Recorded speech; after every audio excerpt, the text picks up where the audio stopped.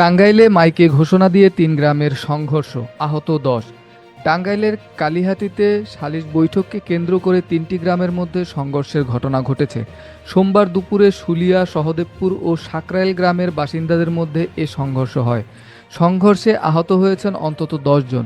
এর মধ্যে আছেন বিএনপি নেতা শুকুর মাহমুদ, শফিকুল ইসলাম, মোবারক হোসেন, তানভীর, বিপ্লব, জয়জাহান, শাহিনুল ইসলাম ও শফিকুর রহমান। পুলিশ ও স্থানীয় সূত্রে জানায়, একটি ওরসের মারামারির মীমাংসার জন্য সালিশ বৈঠকের আয়োজন করা হয়েছিল।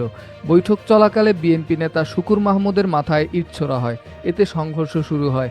এক পর্যায়ে টাঙ্গাইল ময়মনসিংহ মহাসড়ক অবরোধ করে চলে দফায় দফায় সংঘর্ষ। খবর পেয়ে পুলিশ ও সেনাবাহিনী এসে পরিস্থিতি নিয়ন্ত্রণে আনে।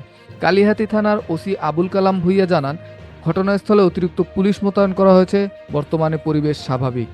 নতুন আপডেট পেতে আমাদের চ্যানেল সাবস্ক্রাইব করুন, ভিডিওটি শেয়ার করুন এবং কমেন্টে আপনার মতামত জানাতে ভুলবেন না। ধন্যবাদ।